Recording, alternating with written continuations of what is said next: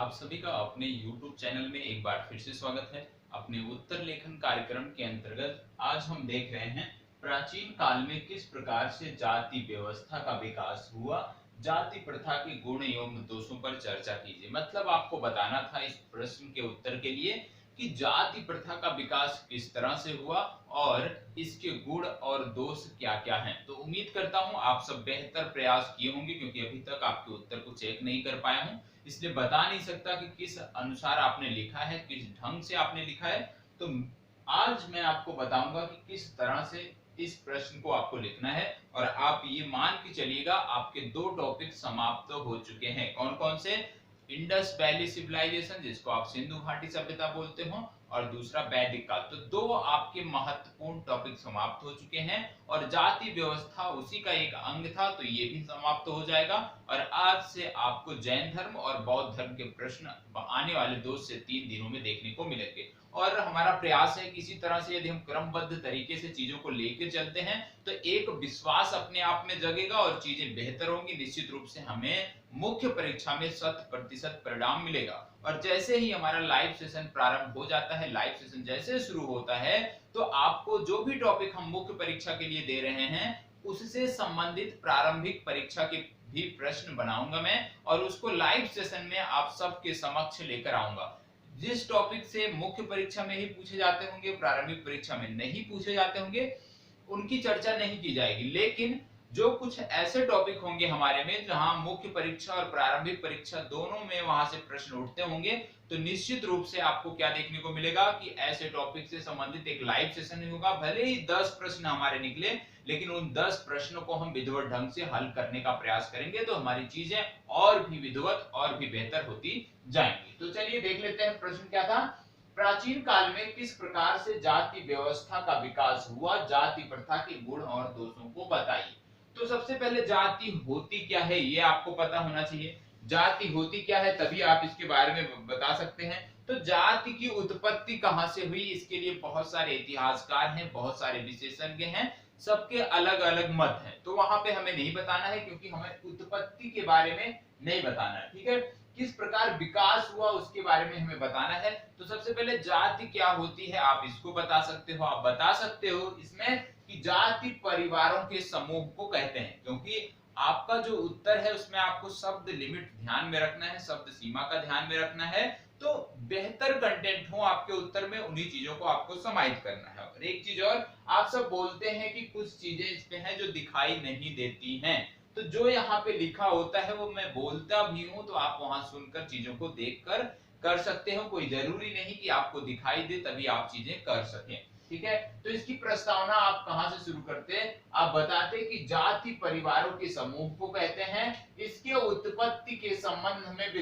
विद्वानों में अलग अलग मत हैं। प्रारंभ में जाति प्रथा जो थी, जाति व्यवस्था जो थी, वो आसानी से एक दूसरे में बदली जा सकती। मतलब कोई एक जाति का व्यक्ति, कोई एक वर्ग का व्यक्ति किसी दूसरे वर्ग में शामिल हो सकता था, ये प्रारंभिक चरणों में देखने को मिलता था। और उस समय ये देखने को मिला कि उस समय क्या होता था कि कोई भी अपने मन माफिक, अपने अनुसार वो वर्ण व्यवस्था पर अपना जो वर्ण है, अपनी जो जाति है, उसको बदलता रहता था। तो प्रारंभिक स्तर पे क्या देखने को मिला प्रारंभ में कि जाति प्रथा जो है वो आसानी से बदली जा सकती है, और एक वर्ण का व्यक्ति दूसरे वर्ण में या दूसरे व्यक्ति का वर्ण पहले वर्ण में आ सकता था, इसमें कोई बाध्यता नहीं थी।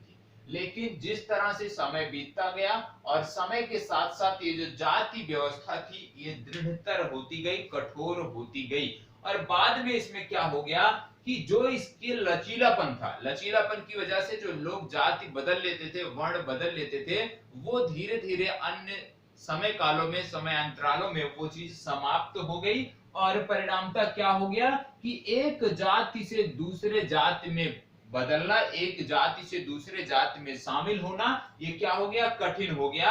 और बाद में उपजातियां जब कठिन हो गया तो क्या हो गया कि कोई भी व्यक्ति जाति बदल नहीं सकता था, वर्ण बदल नहीं सकता था। तो एक तरह से धीरे धीरे जाति व्यवस्था में अस्थायित्व आने लगा, और जब अस्थायित्व आया तो उसी के साथ साथ क्या हो गया, जातियां भी कई उपजातियों में विभक्त हो गई, और जब उपजातियों में जातियां विभक्त हुई तब जाके इस काल में अस्थायित्व आपको देखने को मिला है। तो इतनी चीजें आप प्रस्तावना में लिख दोगे। अब प्रस्तावना का लिख दिया आपने, ये आपका पहला हो गया कि प्राचीन काल में किस प्रकार से जाति व्यवस्था का विकास हुआ। प्रस्तावना और ये जो पहला टॉपिक था इसके बारे में आपकी चीजें 3 से 4 लाइनों में आपने समाप्त कर दिया। अब आपको लिखना है जाति प्रथा के गुण एवं दोष। जब गुण और दोष के बारे में बताना है तो निश्चित रूप से पहले आप आओगे इसके मुख्य भाग में। अब इसको दो भागों में डिवाइड करना है। एक भाग में आपके इसको गुण के बारे में बताना है, दूसरे भाग में आपको दोष के बारे में बताना है। अब आपको गुण दोष बताना है तो आप ऐसे कर सकते हो कि पहले एक पैरा आप गुण के बारे में लिख लो, फिर दूसरा पैरा आप दोष के बारे में लिखकर कंक्लूजन लिखकर अपना उत्तर समाप्त कर सकते हैं। दूसरा तरीका क्या है कि जिस तरह से मैंने डिवाइड किया है इस तरह से अपने पेज में डिवाइड कर चीजों को लिख सकते हैं, लास्ट में निष्कर्ष लिखना जरूरी है। अब इसमें यदि आप देखो गुण में, देखो जाति व्यवस्था के गुण में, तो आपको देखने को मिलेगा कि हिंदू धर्म में लगभग 3000 वर्ष पूर्व से ही ये जाति व्यवस्था चली आ रही है। और अगर कोई व्यवस्था इतने लंबे कालों से, इतने लंबे समय से चली आ रही है तो निश्चित रूप से उस व्यवस्था ने, उस सिस्टम को कुछ ना कुछ लाभ पहुंचाया होगा। यदि इससे लाभ नहीं हुआ होता तो निश्चित रूप में इसमें बदलाव हुआ होता, और आज जो वास्तविक स्वरूप देखने को मिल रहा है जाति व्यवस्था का, ये देखने को नहीं मिलता। तो पहला गुण हो गया कि हिंदू धर्म में लगभग जाति व्यवस्था 3000 वर्षों से विद्यमान है, और निश्चित रूप से यदि इतने लंबे समय से चली आ रही है तो इसने निश्चित रूप से हिंदू धर्म को लाभान्वित किया होगा, लाभ पहुंचाया होगा। दूसरी बात आती है कि जो जाति व्यवस्था थी इसने हिंदू धर्म की संस्कृति को अक्षुण्ण बनाए रखा है। विभिन्न आक्रमणकारी शक्तियां आई लेकिन फिर भी जाति व्यवस्था के कारण जो हिंदू धर्म की संस्कृति है वो अक्षुण्ण बनी हुई है। ऐसा मैं नहीं कह रहा हूं, ऐसा बहुत सारे इतिहासकार कहते हैं। अगला है कि जाति व्यवस्था के कारण ही क्या हो गया, जो विदेशी आए वो पूरी तरह से हिंदू धर्म में घुल नहीं सके, और मुस्लिम, यूनानी और हूण शासक जो भी आए ये सब एक प्रकार से जो धर्म और संस्कृति थी हमारी उसको किसी भी रूप में नष्ट नहीं कर सके। तो आक्रमणकारी जो शक्तियां थी जाति प्रथा के कारण ही क्या हुआ कि ये धर्म के, हमारे जो धर्म की संस्कृति है, जो सभ्यता है उसको नष्ट नहीं कर सकी। इसके बाद आप देखोगे कि जाति प्रथा जो थी इसके कारण क्या हुआ कि कभी भी भारत में, कभी भी इतिहास उठाकर आप देख लो, कहा जाता है कि जाति प्रथा के कारण कभी भी भारत में विद्वानों की कमी नहीं हुई। क्योंकि जाति प्रथा में होता था कि यदि कोई एक लेखक है तो उसका जो बेटा होगा, उसकी जो भी अन्य पीढ़ी होगी वो भी वही कार्य करेगी। जो एक पंडित का कार्य कर रहा है, ब्राह्मण जो कार्य कर रहा है, वही नीचे उसकी जो पीढ़ी होगी वही कार्य करेगी। तो इस अनुरूप क्या देखने को मिला कि कभी भी विद्वानों की कमी नहीं हुई। जो जिस क्षेत्र में जुड़ा था उसके अन्य लोग जो परिवार के होते थे उसी क्षेत्र से जुड़ने का प्रयास करते थे। एक चीज और बोला जाता है कि इससे वर्गों में, जो विभिन्न वर्ग थे, इसमें रक्त की पवित्रता बनी हुई थी। कहने का मतलब है कि उस समय अंतर जातीय विवाह जो है ये गैर, मतलब इसकी परमिट नहीं दी जाती थी, गैर कानूनी होता था। लेकिन वर्तमान समय में ये सारी चीजें प्रासंगिक नहीं है। लेकिन क्योंकि आप सिविल सेवा की तैयारी कर रहे हैं और आपको लिखना है तो यहाँ पे इतिहास तो आप अपने अनुसार तो लिख नहीं सकते। आपके बस में क्या है कि सिर्फ निष्कर्ष आप अपने अनुसार दे सकते हैं, बाकी की सारी चीजें जो गलत सही है वो आपको बताना है। तो इसी तरह से जाति प्रथा जो थी इसने समाज सेवा को बढ़ाया। समाज सेवा को कैसे बढ़ाया? जाति प्रथा वर्तमान समय में भी देखने को मिलता है। मान लीजिए किसी एक वर्ग का कोई, मान लीजिए कोई एक समुदाय है, उसके उस समुदाय का कोई एक क्षेत्र है जहां पे वो निवास करती है, तो वहां पे कोई प्राकृतिक आपदा आ गई तो सबसे पहले उसकी सहायता करने में उसी वर्ग के जो लोग हैं वो सामने आएंगे। तो एक सकारात्मक पहलू ये देखने को मिलता है कि जाति प्रथा ने समाज सेवा को बढ़ावा दिया है कि हर कोई अपने वर्ग की चिंता करता है, अपने वर्ग के बारे में सोचता है, और यही दोष भी आगे देखने को मिलेगा। अब दोष की बात करें तो आप लिख सकते हो कि वर्तमान जो जाति व्यवस्था है इसमें गुण से अधिक दोष आपको देखने को मिलते हैं।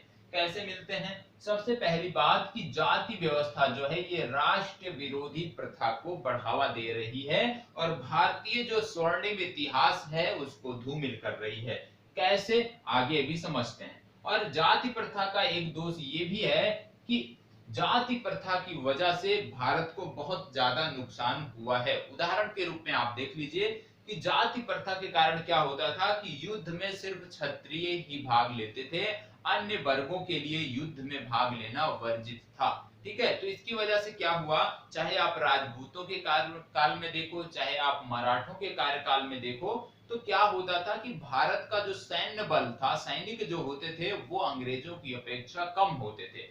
लेकिन क्यों कम होते थे? क्योंकि राजपूतों के अलावा, क्षत्रिय के अलावा किसी और को अनुमति नहीं थी कि वह युद्ध में भाग ले सके। और इसके कारण क्या हुआ आप जानते हैं, मराठों की भी हार हुई, राजपूतों की भी हार हुई। यदि उस समय ये जाति प्रथा नहीं होती तो निश्चित रूप से जो अन्य वर्ग था समाज का वह भी इसमें हिस्सेदारी करता और शायद हम उस तरह के माहौल से बच सकते थे।